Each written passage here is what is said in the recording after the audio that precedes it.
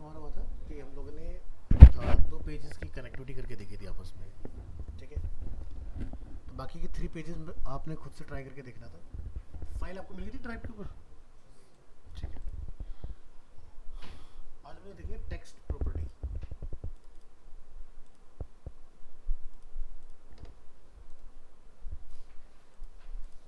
Top 25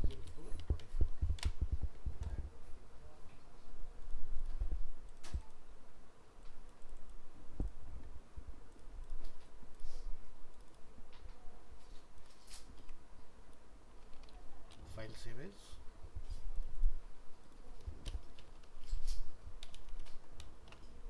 text property, extension dot HTML,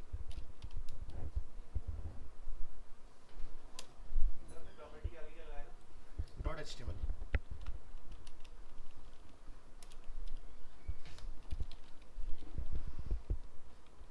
तो यहाँ से पैराग्राफ हम लोग लेंगे।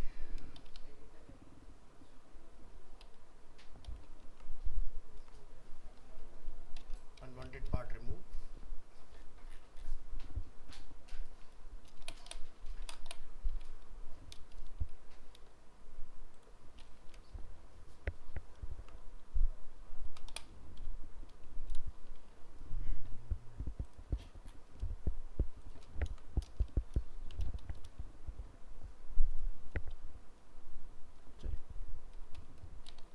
तो इस तरह से कुछ पैराग्राफ्स बनाते हैं यहाँ पर 1 2 3 4।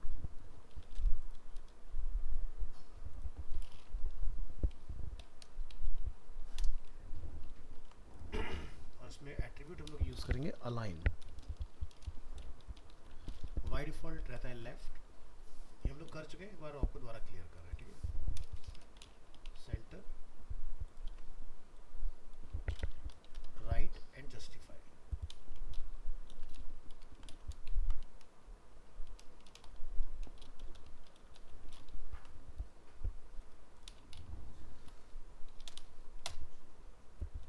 ठीक है, तो ये आपको लेफ्ट से प्रॉपर अलाइन मिलेगा, ये सेंटर में है, ये आपका राइट हैंड साइड से अलाइन है, और ये आपका बोथ साइड से अलाइन है, ठीक है। अब बाय डिफ़ॉल्ट जो हमारा फॉन्ट साइज होता है और जो फॉन्ट होता है वो कौन सा होता है? तो बाय डिफ़ॉल्ट जो आपका फॉन्ट टाइप होता है वो होता है टाइम्स न्यू रोमन, जो भी हम लोग देख रहे हैं। और डिफ़ॉल्ट फॉन्ट साइज हमारा होता है 16 पिक्सल्स। ये वो स्टैंडर्ड साइज है जो सभी डिवाइस पर क्लियरली आपको विजिबल होता है। बट जो भी हम लोग फॉन्ट का टाइप देख रहे हैं, फॉन्ट में 2 फैमिली आती है, which is serif and sans serif. जो ये फॉन्ट है ये आपका सेरिफ फॉन्ट है, और जो वेब के लिए यूज़ होते हैं वो सैंस सेरिफ फॉन्ट यूज़ होते हैं। और इनमें भी फिर कैटेगरी आती है OTF and TTF। TTF means true type font, OTF means open type font. तो अगर हम लोग यहाँ से अपने डॉक्यूमेंट का फॉन्ट चेंज करें, हमने यहाँ पर एक टैग यूज़ किया फॉन्ट, और हम लोग यहाँ पे क्या लिख रहे हैं फेस। अगर हम लोग यहाँ पर सैंस सेरिफ फॉन्ट यूज़ करें लाइक एरियल, फॉन्ट के साइज में हम लोग कोई भी चेंजेस नहीं कर रहे हैं, तो आप देखेंगे आपके कंटेंट में क्लियरिटी पहले से काफ़ी बढ़ जाएगी। दिखाई दे रहा है डिफरेंस? हमने फॉन्ट टैग का यूज़ किया, एट्रीब्यूट हमने यूज़ किया फेस, और हमने फॉन्ट यूज़ किया sans serif. Sans serif, sans serif font जो होते हैं वो स्क्रीन के लिए बने होते हैं, इसको हम लोग प्रिंट में यूज़ नहीं करते हैं। यानी कि स्क्रीन पर रीडेबिलिटी अगर आपको एनहांस करनी है तो आप इसका यूज़ करेंगे। तो जैसे एरियल होता है, हेलवेटिका होता है, बहुत सारे डिफरेंट टाइप्स ऑफ फॉन्ट आते हैं अपने, जो हम लोग यूज़ करते हैं इसमें। अब हमने फॉन्ट टैग को क्लोज नहीं किया है, तो क्या हुआ कि उसका ओवरफ्लो प्रॉपर्टी का सभी में हुआ है ना। बट अगर हम इसको इस टैग के अंदर ही क्लोज कर दें तो सिर्फ एक ही पार्ट आपको इफेक्टिव दिखाई देगा, बाकी सब आपको तीनों न्यूट्रल दिखाई देंगे। तो डिफरेंस बता रहा है दोनों में, फॉन्ट साइज सेम है लेकिन क्लियरिटी में कितना डिफरेंस आ रहा है। एक यूज़र इस कंटेंट को बहुत इजीली पढ़ सकता है कंपैरेटिवली दिस, है ना, टाइम्स न्यू रोमन, और वो आपका होता है सेरिफ फॉन्ट। हम जो यूज़ करते हैं वो होता है सैंस सेरिफ।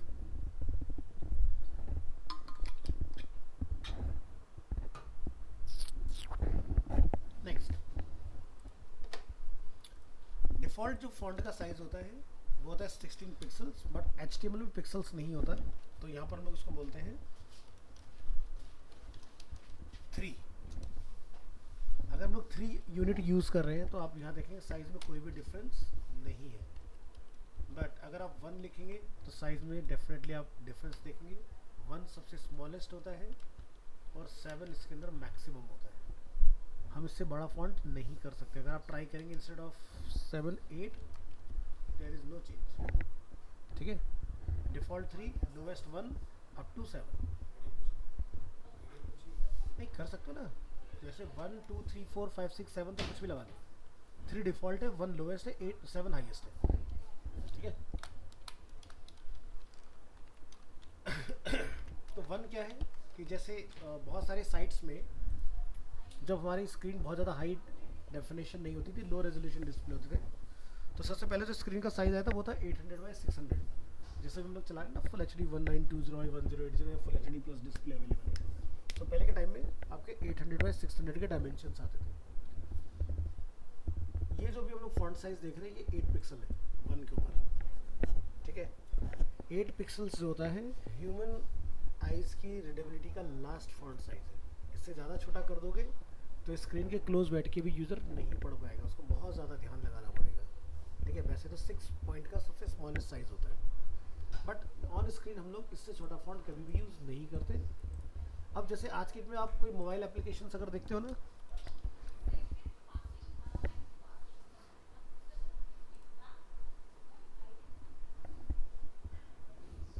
तो जैसे हम लोग यहाँ पर ये फॉन्ट देख रहे हैं, तो ये क्या साइज़ होगा फॉन्ट का?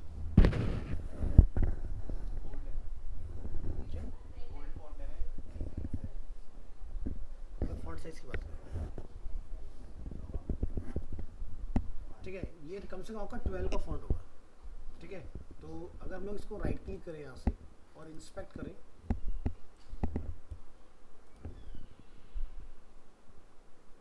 ये इमेज है, वैसे तो हम थोड़ा सा नीचे आकर चेक करते हैं। यहाँ पर क्या लिखा है? 12 पिक्सल्स है ना। तो आपको ना 12 जो है, जब हम लोग कोई एप्लीकेशन डिज़ाइन कर रहे होते हैं ना, तो आपको उसके अंदर 12 से नीचे नहीं जाना है, किसी पार्ट पे जाना पड़ेगा। तो बहुत ऐसे जैसे आपके कैटेगरी वाला पार्ट है, तो ये क्या सब देखो इमेज के अंदर यूज़ किया हुआ है, तो इमेज साइज होगी, बड़ा होगा डिस्प्ले तो ऑटोमेटिकली लार्ज हो जाएगा, छोटा होगा तो ऑटोमेटिकली स्केल डाउन हो जाएगा, बट 12 से नीचे आपको जाने की ज़रूरत नहीं है, ठीक है। जैसे आप यहाँ देखोगे तो क्या है 16 जो कि डिफ़ॉल्ट होता है। तो कोशिश ये करें कि जब हम लोग कोई एप्लीकेशन डिज़ाइन कर रहे हो ना, जो जैसे आप UI UX के कैंडिडेट्स हो, तो आपने ना बोल्ड का यूज़ नहीं करना होता कोई भी मोबाइल एप्लीकेशन बनाते हुए। हम क्या करते हैं, फॉन्ट साइज़ को बढ़ाते हैं बोल्ड की जगह पर, नहीं तो बोल्ड क्या होगा, हाँ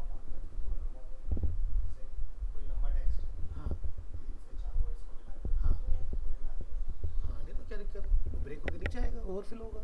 लेकिन हमने फॉन्ट साइज़ नहीं बढ़ाना, हमने सॉरी बोल्ड नहीं करना, हमने फॉन्ट साइज़ बढ़ाना है। ये तो क्या होगा कि अलग अलग डिस्प्ले पर प्रॉब्लम क्या होगा, फॉन्ट कहीं पर आपको ऐसे दिखेगा तो पिक्सलेट हो रहा है, ठीक है, ये प्रॉब्लम आती है बोल्ड के साथ। तो इसलिए मोबाइल ऐप के अंदर ध्यान रखना बोल्ड का यूज़ नहीं करना है हमने। तो जो हमारा 12 पिक्सल्स है, इसका हम लोग गोल्डन रेशियो यूज़ करते हैं, शायद मैंने बताया था आपकी क्लास में ना, उसी का यूज़ करना है।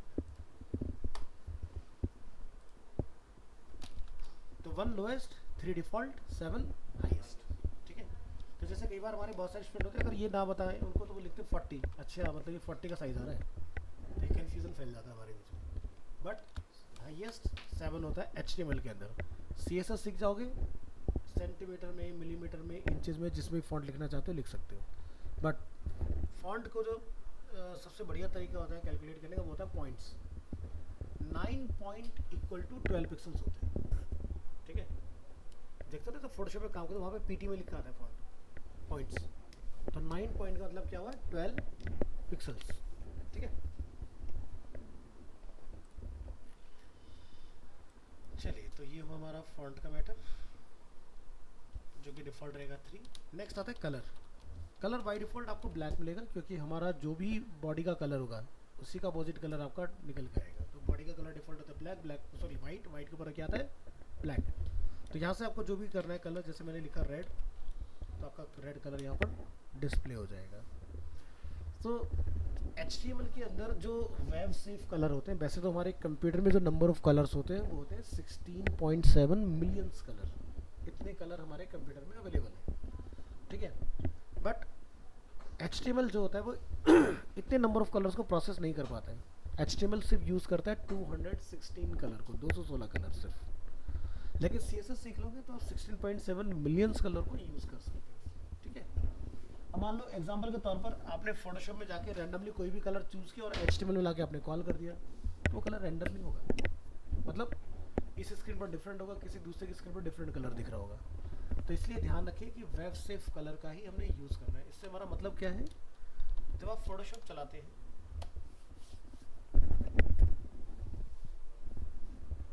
क्या हुआ,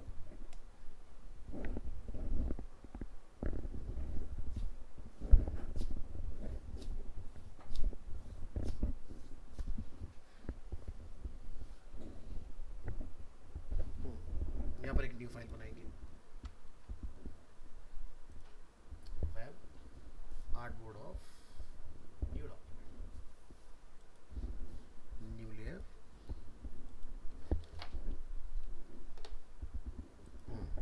तो फॉर एग्जांपल आपने यहाँ से एक सिलेक्शन बनाया और आप फर्ज करो कि आप प्रिंट के लिए काम कर रहे हो। फॉर एग्जांपल आपने यहाँ से कोई कलर चूज किया और इस लेयर में आपने कलर को ड्रॉप कर दिया, ठीक है। सॉरी। अब मान लीजिए कि आपको इसका प्रिंट आउट निकालना है, तो ये कलर आपका कभी भी प्रिंट नहीं होगा, ठीक है। क्योंकि जब हमने इस कलर को चूज किया था तो यहाँ पर एक वार्निंग आई थी, कॉशन। उसमें क्या लिखा हुआ है,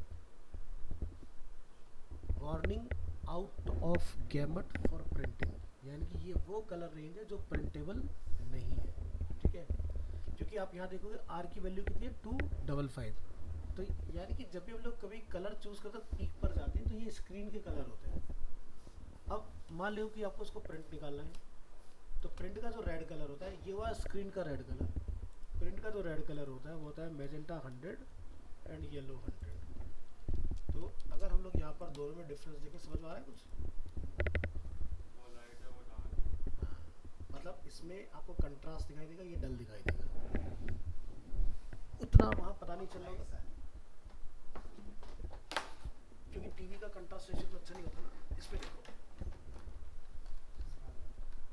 तो देख रहे हो, अगर तुमने किसी क्लाइंट के लिए काम किया और आपने कलर गलत चूज कर लिया तो उसके तो काम खराब हो गया। फिर अपना ब्लेम गेम स्टार्ट होता है, जो प्रिंटिंग वाले का फॉल्ट है। प्रिंटिंग वाला कहता है जी डिज़ाइनर का फॉल्ट है। फॉल्ट अल्टीमेटली डिज़ाइनर का ही होता है, क्योंकि उसको पता नहीं होता उसने क्या कलर लगा दिया बाय मिस्टेक। तो डिफरेंस होता है, कितना बड़ा चेंज है। तो यहाँ पर देखो, अगर जब आप कोई सोशल मीडिया पोस्ट बना रहे हो या फिर आप कुछ भी काम कर रहे हो, तो यहाँ पर एक छोटा सा फीचर दिया है, ओनली वेब कलर, ठीक है। थोड़ा ध्यान से देखना, जब मैं यहाँ से अपने कर्सर को हल्का सा मूव करूँगा तो ये सभी कलर्स के पैरामीटर चेंज होंगे। जरा ध्यान से देखो, चेंजेस आ रहे हैं। अब जब हम लोग इस विंडो में वेब कलर को ऑन कर देंगे ना, तो आप यहाँ डिफरेंस देखोगे कि यहाँ से यहाँ तक जब मैं अपने इसको मूव कर रहा हूँ कर्सर को, तो कोई भी चेंजेस मुझे नहीं दिखाई दे रहे। अब अगर हम लोग यहाँ से पीक तक काउंट करना स्टार्ट करें तो टोटल नंबर ऑफ कलर 216 आते हैं, ठीक है। तो ये होता है 216 कलर का मतलब, समझ आया। बट जब CSS सीख जाओगे तब आपके पास कोई लिमिटेशन नहीं है। लेकिन ये मैं आपको क्यों बता रहा हूँ, क्योंकि आप अगर मान लो as a UI UX designer कोई पोस्ट वगैरह डिज़ाइन कर रहे हैं, तो आपने कलर ऐसे नहीं लेना है कि कुछ भी पसंद आया लिया और लगा दिया, तो आपकी डिज़ाइनिंग गलत हो जाएगी, समझ गए। क्योंकि आपने कभी ना कभी तो नोटिस किया होगा कि जैसे आप अपने फ्रेंड के घर जाके कोई मूवी देख रहे हो और अपने घर पर देख रहे हो, दोनों के कलर में डिफरेंस आ रहा है। अब ऐसा क्यों आ रहा है, क्योंकि दोनों के कलर इंजन डिफरेंट है। भाई तुम्हारे कंप्यूटर में हो सकता है ATI रेडॉन लगा हुआ है, उसके कंप्यूटर में NVIDIA लगा हुआ है, तो दोनों का जो कलर को प्रोसेस करने का इंजन है वो डिफरेंट है। जैसे सोनी में अगर आप वो देखोगे टीवी के ऊपर कुछ भी प्रोग्राम, कलर डिफरेंट होंगे, क्योंकि सोनी का जो इंजन है ब्राविया है और सैमसंग का अपना अलग इंजन है कलर को प्रोसेस करने का। तो दोनों पे आपको पिक्चर एक्सपीरियंस ही डिफरेंट मिलता है देखने के लिए, ठीक है।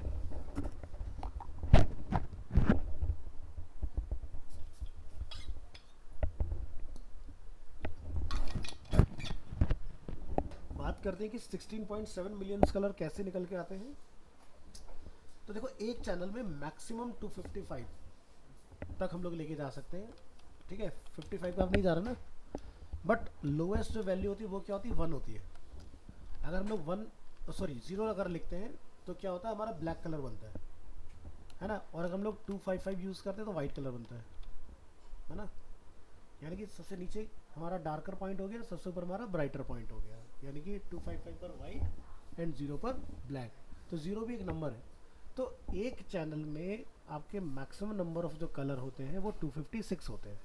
और अगर आप ऐसे बोलोगे कि 255 तो फिर आप बोलेंगे 0 to 255 की रेंज। अब अपन यहाँ पर क्या करेंगे, आर के अंदर 256 कलर मल्टीप्लाई विद ग्रीन का कलर मल्टीप्लाई विद ब्लू का कलर, कितने आ गए, 16.7 मिलियंस कलर। ऐसे निकलते हैं हमारे कंप्यूटर में नंबर ऑफ कलर कितने होते हैं, ठीक है। तो ये जहाँ भी आप हल्का सा एक नंबर मूव करते हैं एक नया कलर बन जाता है, ठीक है। ये पार्ट क्लियर हो गया। तो कभी भी जब आप कोई डिज़ाइनिंग कर रहे हो और ख़ासकर आपको ये पता है कि ये प्रिंट में जाएगा, तो कभी भी कलर यहाँ जाके चूज़ नहीं करना है अपने को, इसका ध्यान रखिएगा। दूसरा, आप लोग एक जो गलतियाँ करते हो काम करते वक्त, कि मान लो मुझे इस ऑब्जेक्ट का कलर चेंज करना हो तो कैसे करोगे। मान लो मैंने यहाँ से कुछ डिफरेंट चूज़ किया, लाइक मैंने येलो कलर ले लिया यहाँ से, अब मुझे इसमें येलो कलर ड्रॉप करना है तो कैसे करोगे बताओ। सेलेक्ट करेंगे, सेलेक्ट कैसे करेंगे, कर दिया मैंने क्लिक, ऐसे या कुछ दूसरा करना है। नहीं नहीं नहीं, सेलेक्ट ऑलरेडी है, फिर तो पूरी लेयर में कलर आ जाएगा। मुझे इसका कलर चेंज करना है ना, कैसे करोगे इसको, ऐसे डबल क्लिक, ऑल्ट के साथ या कंट्रोल के साथ, ये कह रहे हो ना, तो ये कंट्रोल के साथ चलता है, थोड़ा सा भी भूल गए। ठीक है, चलो। तो ऐसे कलर चेंज करते हो ना, नहीं करना, ये वाला तरीका गलत तरीका होता है, ठीक है। अब मैं आपको क्यों बोल रहा हूँ कि ये गलत है, इसके पीछे का रीज़न बताता हूँ। अगर आप थोड़ा ध्यान से देखो, आपका कलर तो चेंज हुआ है, लेकिन एज पर देख रहे हो क्या हुआ है, ये गलती हो गई। तो नॉर्मली आपको पता नहीं चलता, बट क्या होता है कि सबसे बड़ा तब पता चलेगा जब मैं आपका एक सिलेक्शन फेदर के साथ बना दूँ। अब मान लो मैंने यहाँ पर रेड कलर फिल किया हुआ है किसी लेयर में, और अब मैं आपको बोलूँ कि भाई इसका कलर किसी डिफरेंट कलर के साथ रिप्लेस कर दो, और जब आप यहाँ पर कंट्रोल के साथ कलर चेंज करने जाओगे तो बड़ा ख़राब दिखाई देगा, ये फेल हो गया ना हमारा तरीका। तो टेक्निक हमारी गलत है कलर को चेंज करने की।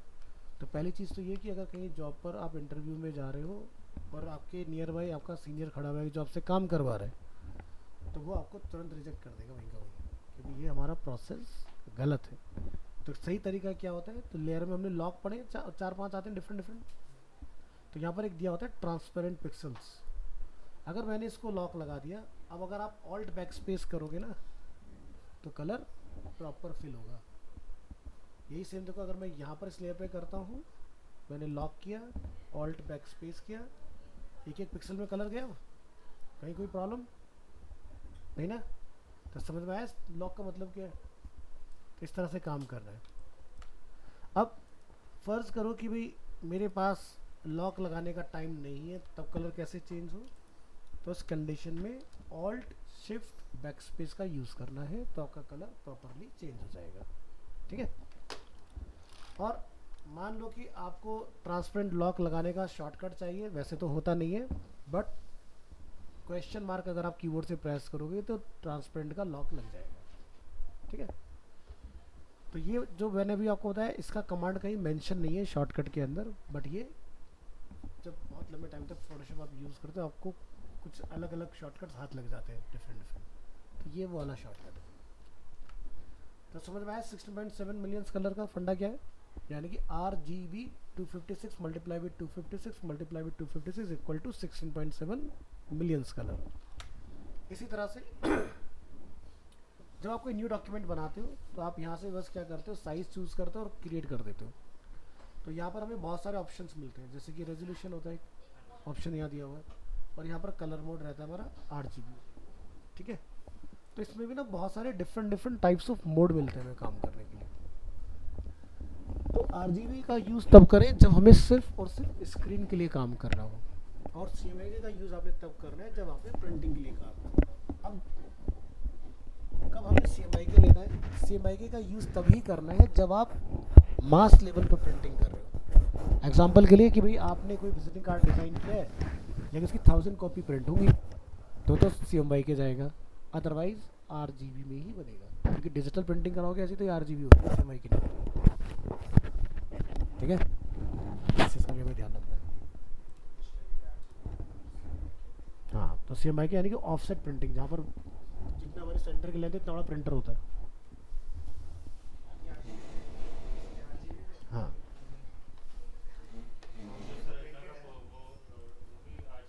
क्या सब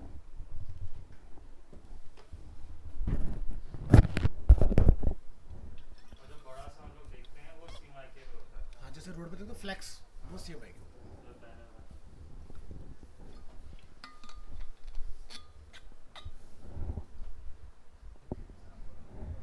क्या,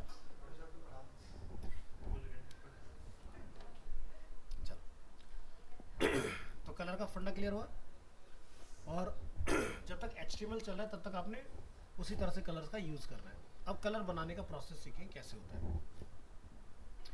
HTML में आप बता HTML में आप क्या कर सकते हो कि कलर का नेम डाल सकते हो, या फिर आप कलर का कोड भी यूज़ कर सकते हो, तो इसको बोलते हैं हेक्स कोड। ठीक है, अब अगर हम लोग हेक्साडेसिमल वैल्यू का यूज़ कर रहे हैं तो आप हैश और 0 को 3 टाइम या 6 टाइम यूज़ करेंगे। 6 टाइम अगर हमने यूज़ किया तो ये हो गया 2 पेयर आर का, ग्रीन का और ब्लू का। ठीक है, इस तरह से हमारे RGB होते हैं। तो 0 रिप्रेजेंट करता है ब्लैक कलर को। ठीक है, तो जैसे हम इसको यहाँ पर देखेंगे, यहाँ जाइए, लिखिए BG कलर, हम बॉडी का कलर चेंज कर रहे हैं, हैश लगाइए और ब्राउज़र में रिफ्रेश करिए, कलर चेंज हो गया। इसी तरह से अब आपको ब्लैक का शेड चाहिए, तो देखो 0 के बाद 216 कलर के कॉम्बिनेशन में 1 और 2 नहीं होता, फिर चलता सीधे 3। फिर आप रिफ्रेश करेंगे, ब्लैक का शेड आया, और लाइटर शेड में जाना है, 4 और 5 नहीं होता है, फिर 6 होता है। हाँ, फिर 7 8 नहीं होगा, 9 होगा। ठीक है, बस यही गलती होगी, 11 नहीं होता, फिर C होता है और ब्राइट होता है, फिर इसके बाद F होता है, प्योर वाइट। तो समझ आया, कलर जो बनेंगे 0 3 6 9 CF, इससे बनेंगे कलर। नहीं नहीं नहीं, उससे कोई मतलब नहीं है, उसका कोई लेना नहीं।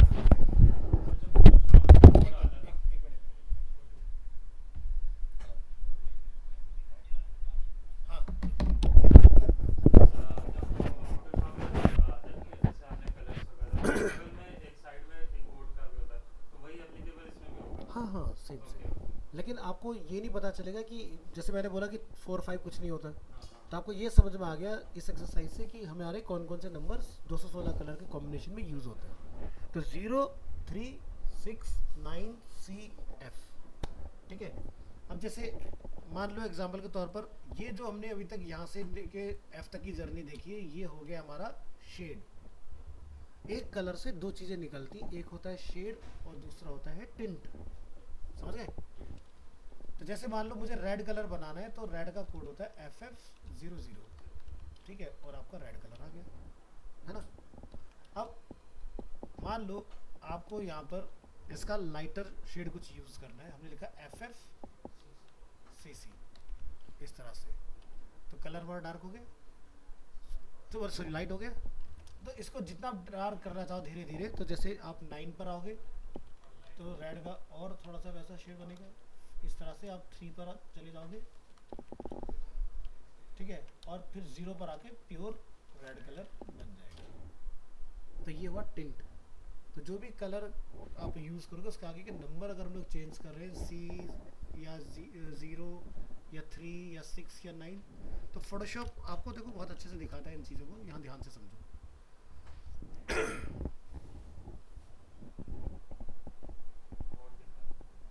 कोड तो दिखाएगा लेकिन हम कुछ दूसरा पर्पस समझ रहे हैं।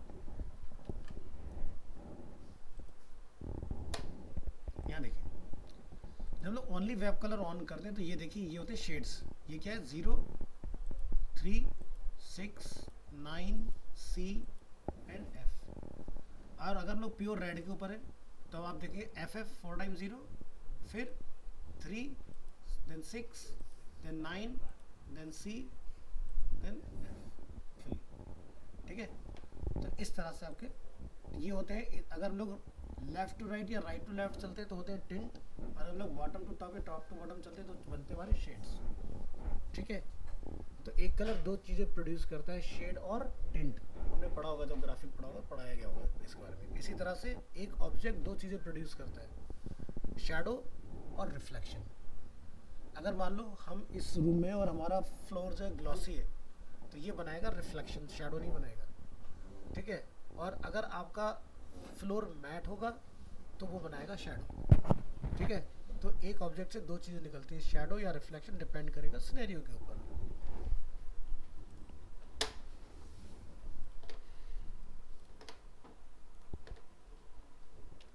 तो बॉडी का अगर आपने बीजी कलर चेंज करना है तो हम लोग यहाँ पर लिखते हैं BG colour attribute equal to colour की वैल्यू। तो आप ये ट्रिपल में भी लिख सकते हैं। ट्रिपल वाला कॉन्सेप्ट आया HTML5 में, और जो हमारा HTML4 होता था उसमें 6 टाइम चलता था, ठीक है।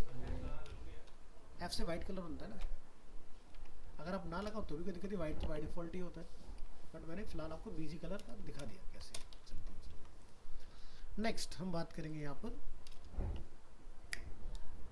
जैसे HTML में हम यहाँ पर बहुत सारा स्पेस यूज़ कर लेते हैं, ठीक है, बट ये स्पेस नॉन एग्जीक्यूटेबल है, काम नहीं करेगा। ये काम करेगा सिर्फ वन टाइम, यानी कि अगर हम सभी स्पेस को रिमूव कर दें लॉरेंस इप्सन, तो आप यहाँ के दो कैरेक्टर पर ध्यान दीजिएगा। स्पेस रिमूव, हमने सिंगल स्पेस अप्लाई किया, इम्प्लीमेंट हुआ, नेक्स्ट स्पेस और अप्लाई करेंगे, ये इम्प्लीमेंट नहीं होगा। इसके लिए हमें चाहिए होता है कैरेक्टर कोड, इसको हम लिखते हैं एंड, जिसको हम बोलते हैं M%, ठीक है। यहाँ लिखेंगे आप NBSP एंड सेमीकोलन, मतलब non breaking space. Control S, reload, तो देखो स्पेस एग्जीक्यूट होगा ना। इसके बाद आप अगेन सिंगल स्पेस इंप्लीमेंट करवा सकते हैं। दोबारा देखिए ब्राउज़र में स्पेस ऐड हुआ, लेकिन अगर हम लोग अगेन स्पेस लगाएंगे तो स्पेस एग्जीक्यूट नहीं होगा। अगेन आपको NBSP इम्प्लीमेंट करना होगा इसमें, तो देखिए काम करेगा, ठीक है। तो एडिशनल स्पेस अगर आपको रिक्वायर है मोर देन वन टाइम तो आपने NBSP का यूज़ कर लेना है, लेकिन बहुत ज़्यादा NBSP यूज़ नहीं करते हम लोग, ठीक है। फिर हम लोग मार्जिन पैडिंग से वो काम करा लेते हैं। इसी तरह से हम यहाँ पर चाहते हैं कि हमारा पैराग्राफ नेक्स्ट लाइन से स्टार्ट हो जाए, तो हम यूज़ करते हैं BR। आप यहाँ जाके लिखेंगे ब्रेक, रिफ्रेश करेंगे, देखो पैराग्राफ ब्रेक हो गया। इस तरह से आपका काम कर जाएगा, ठीक है। अब हमें से कुछ कहेंगे कि भाई हम लोग नया पैराग्राफ भी तो बना सकते हैं। देखो नया पैराग्राफ बनाओगे तो ऊपर और नीचे एक एडिशनल गैप मेंटेन करता है, बट BR ने क्या करा, नेक्स्ट लाइन से उसी के नीचे जस्ट कंटिन्यू कर दिया। अब ये एक इंटरव्यू क्वेश्चन बनता है ग्राफिक डिज़ाइनर के लिए। उनको इंटरव्यू में एक चैलेंज दिया जाता है बड़ा सिंपल सा, हम बड़ी बड़ी तैयारियाँ करके जाते हैं, उनको बोलते हैं दो पैराग्राफ में आप स्पेस और एक पैराग्राफ को ब्रेक करके दिखा दो फोटोशॉप में।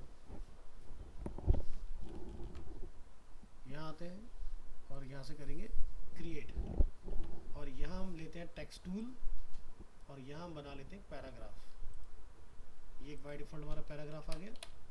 हमने यहाँ से कॉपी किया, या कॉपी नहीं करते, इस तरह से हम लोग एक, ये इतना बड़ा हमारा पैराग्राफ है और एक पैराग्राफ हम यहाँ बना लेते हैं, ठीक है जी। अब आपका टास्क ये है कि भाई इसको न्यू लाइन से स्टार्ट करना है, तो क्या करोगे?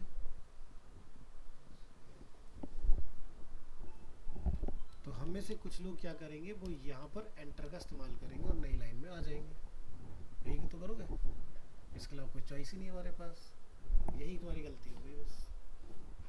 जब ये करके तुम दिखाओगे तो आपका इंटरव्यूअर क्या करेगा, पैराग्राफ में जाके यहाँ पर लाइन में स्पेस ऐड करेगा, लाइक जैसे कि 25 पिक्सल। क्या हुआ, हमारा तरीका गलत हो गया ना।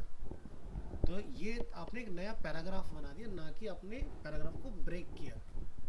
तो पैराग्राफ को ब्रेक कैसे करें, ठीक है, ऐसे करें। हो गया ब्रेक बिना किसी गैप के। तो हर सॉफ्टवेयर के अंदर एक कमांड चलती है, शिफ्ट एंटर। शिफ्ट एंटर, इसको बोलते हैं सॉफ्ट एंटर, ठीक है। तो बिना पैराग्राफ को, हाँ, तो नया पैराग्राफ बनता है। अब ये एक पैराग्राफ है, जो हमने पहले किया था वो नया पैराग्राफ प्रोड्यूस कर रहा था। ये देखो, अगर मैं एंटर करूँगा तो ये नया पैराग्राफ है, शिफ्ट एंटर करूँगा तो ये पैराग्राफ ब्रेक हुआ और न्यू लाइन से कंटिन्यू हो गया, ठीक है। अब फोटोशॉप में जब हम लोग काम कर रहे होते हैं तो कीबोर्ड में 2 एंटर होते हैं, तो दोनों एंटर में क्या डिफरेंस होता है?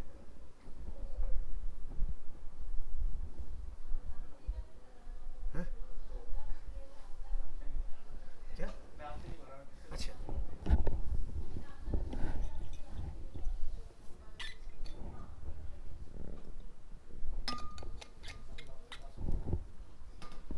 एक होता है नमपैड में और एक होता है आपका अल्फ़ा गेट्स होते हैं उसके साथ। देखो दोनों में बहुत बड़ा कोई डिफरेंस नहीं होता। जैसे मान लो आपने एक पैराग्राफ बनाया और आपको इस मोड से बाहर आना है, तो या तो आप यहाँ से ओके करोगे, ठीक है, या फिर आप यहाँ से कोई डिफरेंट टूल ले लोगे तो आप टेक्स्ट मोड से बाहर आ गए। बट अगर आप टेक्स्ट मोड से बाहर आना चाहते हो तो आप कीबोर्ड का नमपैड एंटर यूज़ करो, आप बाहर आ गए। और अगर आपने कीबोर्ड का अल्फ़ा न्यूमेरिक यूज़ किया तो आप न्यू लाइन में आओगे। नई लाइन आ गई ना, देखो नीचे, फिर यहाँ दिखेगी नहीं, नीचे लिखोगे तो पता चलेगा। डिफरेंस समझ आया? एक आपको टेक्स्ट टूल से बाहर निकाल रहा है नमपैड वाला, दूसरा वाला आपको नेक्स्ट लाइन में शिफ्ट कर रहा है।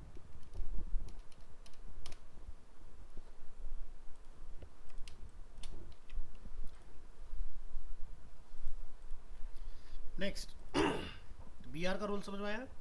बी आर 2 से ज़्यादा यूज़ नहीं करना है। पता चला हम लोग भर भर के बी आर लगाते जा रहे हैं, क्योंकि अगर 2 बी आर आपने लगा दिए तो इसका मतलब 2 पैराग्राफ की तरह ये फिर दिखाई देगा आपको, तो इसका कोई पर्पज़ नहीं रहा, ठीक है। तो इसका सोच समझ के इस्तेमाल करना। नेक्स्ट,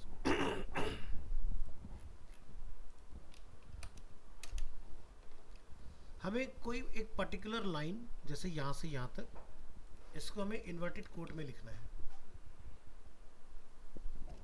ठीक है। हमने यहाँ से कंट्रोल एस प्रेस किया, ब्राउज़र में आएंगे, यहाँ पर रिफ्रेश करेंगे, तो क्या आपके जो कोट है वो इन्वर्टेड कोट की तरह दिख रहे हैं? जरा जूम करके देखो, आ जाएगा। जनरली जब हम लोग इन्वर्टेड कोड यूज़ करते हैं तो लिटिल बिट कर्व आते हैं, है ना, बट हमारे इस तरह से नहीं है। तो इन्वर्टेड कोट लगाने के लिए भी आपका डेडिकेटेड टैग दिया गया है, जिसको हम बोलते हैं क्यू।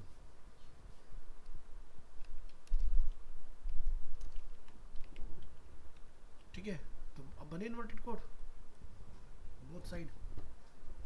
इसी तरह से आपको एंटायर पैराग्राफ के बोथ साइड एक गैप मेंटेन करना है, तो एक टैग आता है ब्लॉक कोट।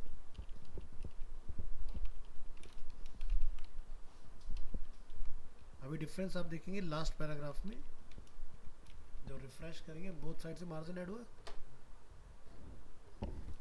इस तरह से। हाँ, डबल टैग यूज करो, डबल गैप बन जाएगा। नेक्स्ट,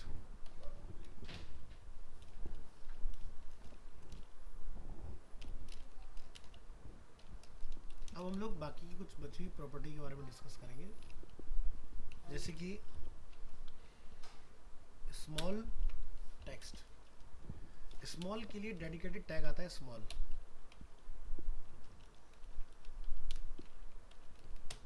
पी टैग में इसलिए डाल लो ताकि next property automatically new line में आए, ठीक है, उसमें कोई कन्फ्यूज़न मत रखिएगा।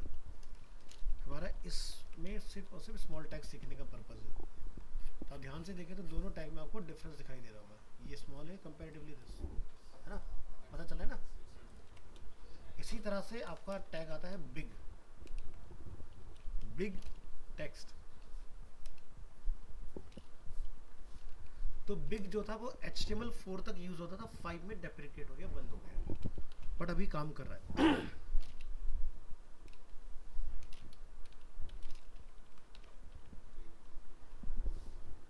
समझा डिफरेंस? तो इसका जो साइज है वो ऑटोमेटिक कर रहा है? ऑटोमेटिक कर रहा है, हमारा कोई कंट्रोल नहीं है उसका, ठीक है। नेक्स्ट,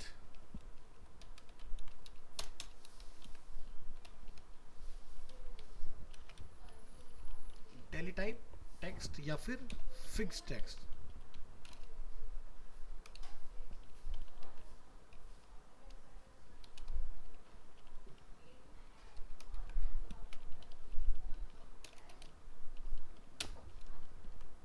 अब जब आप इसका आउटपुट देखो तो आपको फॉन्ट बिल्कुल डिफरेंट दिखाई देगा, ठीक है। तो ये फॉन्ट बेसिकली कहाँ यूज़ होता है, जनरली बिलिंग सेक्टर में। जब भी आप कोई बिल वगैरह देखते हो, रिसिप्ट जो जनरेट होती है गवर्नमेंट से, वो सब आपको इसी फॉन्ट में दिखाई देंगी, या फिर जो मार्कशीट्स वगैरह के फॉन्ट्स होते हैं वो भी यही होते हैं, बाद में चेंज हो गए। बिलिंग में तो अभी तक यही चल रहा है, जहाँ भी आप कहीं से बिलिंग कराओगे ना डॉट मैट्रिक्स प्रिंटर में, तो यही फॉन्ट मिलता है। इसको बोलते हैं कुरियर न्यू, फॉन्ट का नेम, फॉन्ट का नेम है courier new.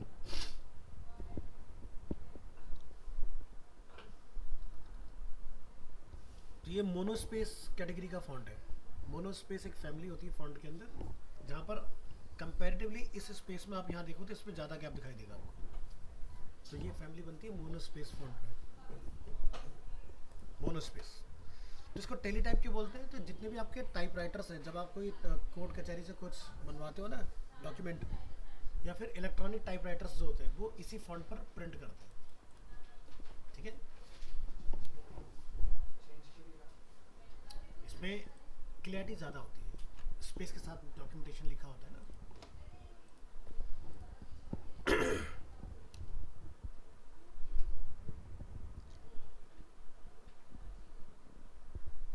Next,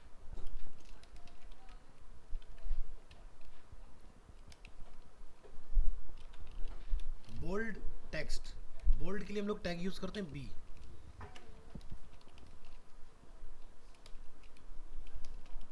italic text, इसके लिए आई टैग का यूज होगा।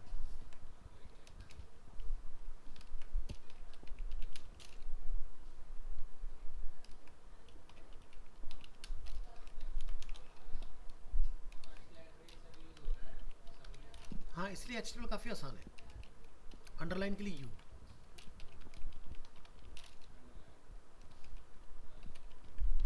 ठीक है। तो डिफरेंस देखें, बोल्ड, इटैलिक, अंडरलाइन, इस तरह से। Next, strike text.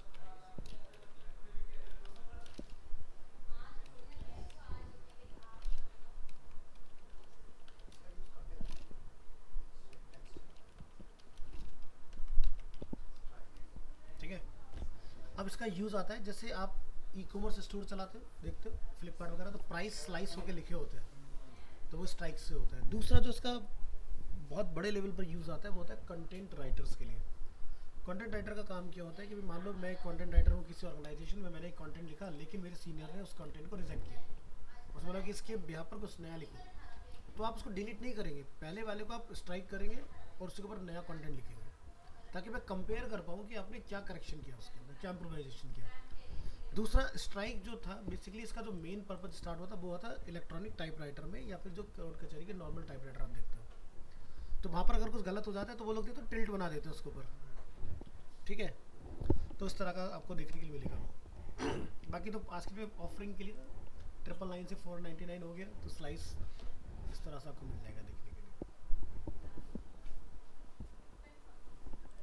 नेक्स्ट,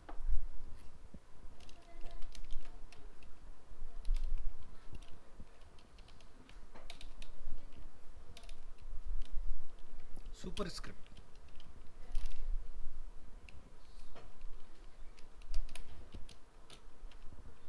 हमने आइंस्टाइन का इक्वेशन यूज़ कर लिया mc²।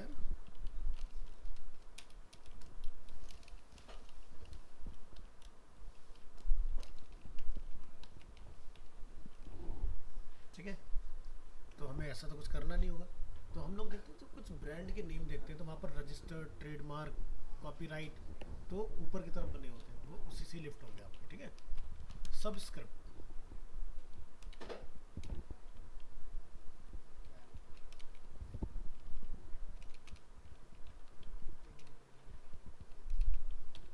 तुम लोग क्या चर्चा कर रहे हो कॉर्नर बैठ के? ठीक है, ये हो गया अपने सबस्क्रिप्ट। नेक्स्ट,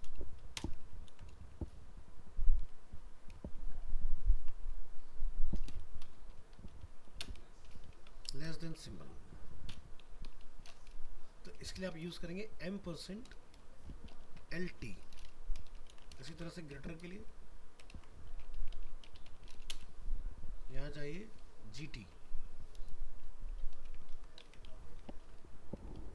क्योंकि आप देख रहे हो ना कोई भी टैग का मेरा सिंबल प्रिंट ही नहीं हो रहा, लेकिन अगर मुझे प्रिंट कराना हो तो लिखना पड़ेगा इस तरह से। ऐसे ही अगर आपको एंड का सिंबल यूज करना है तो आप लिखेंगे amp।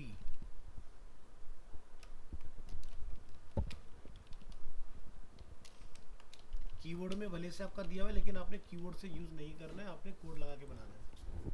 ठीक है, तो यह हो गया हमारा सिंबल। ऐसे बहुत सारे डिफरेंट टाइप्स ऑफ सिंबल होते हैं। जैसे सब आगे बढ़ेंगे समझाते जाएंगे आपको। करेंसी की बात करेंगे,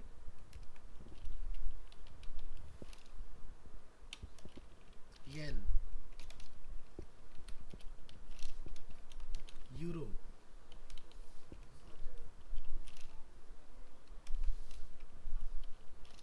पाउंड,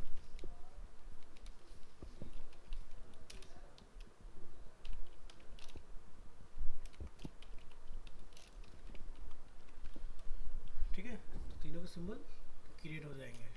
डॉलर कीवर्ड में आपको ऑलरेडी अवेलेबल होता है। रुपीस का सिंबल होता है लेकिन फंक्शनल नहीं है, तो आप यहाँ लिखेंगे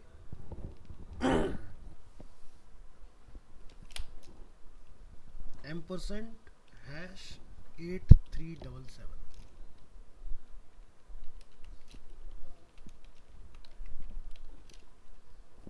तो आपका रुपीस का सिंबल प्रोड्यूस हो जाएगा इसमें। नेक्स्ट,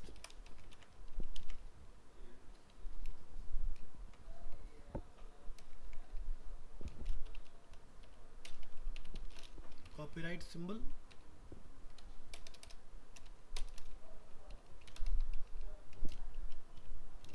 %कॉपी,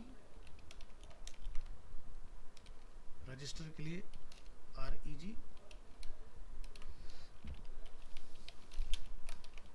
ट्रेडमार्क के लिए ट्रेड,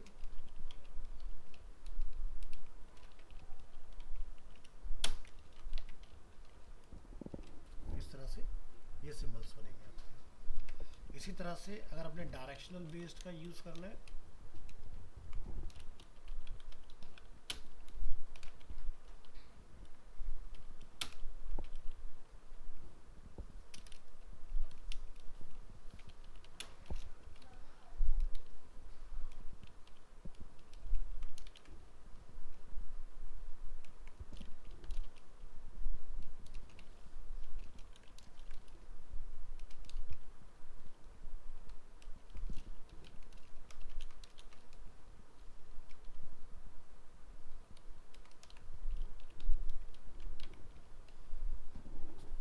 ठीक है, तो मेरे पास तो पूरी कहानी है, तो वो जैसे सब आगे बढ़ो देखते जाना।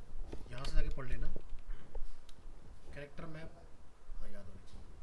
तो कैरेक्टर मैप नाम की एक यहाँ पर विंडो होती है, इसके अंदर आपको सारे सिंबल मिल जाएंगे। ठीक है, ये एक फॉन्ट है। ऐसा जो भी फॉन्ट यूज़ करोगे, जैसे विंगडिंग्स, तो जो भी आपको सिंबल बनाना है वो आप यहाँ से बना सकते हो। इतने सारे सिंबल आपको यहाँ मिल जाएंगे। फिर आपको मिलेगा वेबडिंग्स 2, उसमें आपको फिर और सिंबल मिलेंगे। फिर आपको मिलेगा 3, फिर आपको और सिंबल मिलेंगे। ठीक है, इस तरह से सिंबल्स होते हैं हमारे कैरेक्टर मैप, जो सारे आपको कोड के थ्रू ही अचीव हो गए।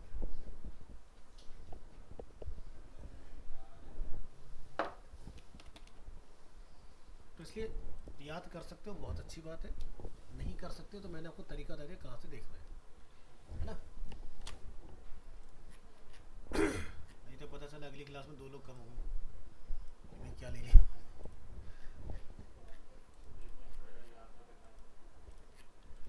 देखो याद क्या है ना, जब हम लोग ना एक काम रेगुलर प्रैक्टिस में होते हैं ना तो चीज़ें अपने आप हो जाती है, याद कुछ नहीं करना होता है, ठीक है। तो इसलिए आपको पता होना चाहिए कि मुझे अगर ज़रूरत पड़ती तो ढूंढना कहाँ से, तो इसलिए मैंने आपको पूरा तरीका बता दिया कि यहाँ पर आपने करेक्टर मैप में जाना है, यहाँ से आपको सब करेक्टर्स मिल जाएंगे जो आपको रिक्वायर्ड हो, तो इसलिए टेंशन नहीं, बिंदास सीखते जाओ। तो ये होगी हमारी टेक्स्ट की प्रॉपर्टी जो है HTML4 में। अब हम लोग सीखेंगे HTML5 की प्रॉपर्टी नेक्स्ट क्लास में, कि 5 के अंदर इसमें से क्या डेप्रिकेट हो गया है और क्या नया, ठीक है। देखो HTML4 को बनते हुए काफ़ी लंबा टाइम हो गया, देखा जाए तो ऑफिशियली 2012 के बाद से हम लोग जो है HTML5 में ही काम कर रहे हैं, ठीक है। जबकि 4 इंट्रोड्यूस हुआ था ईयर 1999 में, और 5 at the same time seed किया गया था, यानी कि 1999 में ही 5 के ऊपर काम स्टार्ट हुआ, और 2008 में उसका बीटा फेज लॉन्च हुआ HTML5 का। गूगल ने उसको ऑफिशियल किया 2012 के बाद कि अब से जो भी वेबसाइट बनेगी वो HTML5 में बनेगी, लेकिन 4 की चीज़ अभी भी बंद नहीं हुई है। बट इसका मतलब ये नहीं कि हम लोग 4 को यूज़ करें, आपने लेटेस्ट का रखना है, क्योंकि कल को पता चला आपने किसी क्लाइंट के लिए काम किया और 2 या 3 साल के बाद में उस गूगल की तरफ से स्टेटमेंट आता है कि भाई 4 अब नहीं चलेगा, तो पता चला उसकी वेबसाइट जहाँ जहाँ पर 4 था वो सारी चीज़ें ख़राब हो गई, क्योंकि भाई 4 तो बंद हो गया। तो जैसे एक बहुत पहले ना वेबसाइट में बैनर जो होते हैं उसको बनाने के लिए हम लोग ना jQuery जावास्क्रिप्ट का यूज़ नहीं करते थे, हम यूज़ करते थे एनिमेट का, एक सॉफ्टवेयर आता है जिसको पहले फ्लैश के नाम से जानते थे। अब उसको 2008 में गूगल ने ये बोल दिया था कि भाई अब इसका यूज़ नहीं करना है। 12 आते थे तो बिल्कुल स्ट्रिक्टली बोल देते, लेकिन उन्होंने 12 में स्ट्रिक्टली मना किया, लेकिन 2019 में जाके बंद किया गूगल उस चीज़ को। तो सोचो कि कितने लंबे टाइम के बाद जाके चीज़ें बंद हो रही हैं। बट हमने अपनी हैबिट जो है वो ऐसी रखनी है ताकि हमें आगे चल के दिक्कतें ना हो। एक तो प्रोजेक्ट आपके पास ऐसा है कि भाई जिसको आप रेगुलर अपडेट करें तो आप ठीक है फिक्स कर दोगे। एक ऐसा है कि किसने वेबसाइट बना ली और अगले 3-4 साल के लिए भूल गया, और 3-4 सालों में गूगल ने भाई सब बंद कर दिया, तो उसको फिर दिक्कत आएगी उस केस में। तो मैं आपको इसलिए सभी बता रहा हूँ कि कौन से टैग, अगर कोई पुराना प्रोजेक्ट आपके पास आ जाए तो जहाँ पर बिग दिखाई दे उसको निकाल देना है, क्योंकि वो बंद हो गया, ठीक है। चलिए मिलते हैं नेक्स्ट।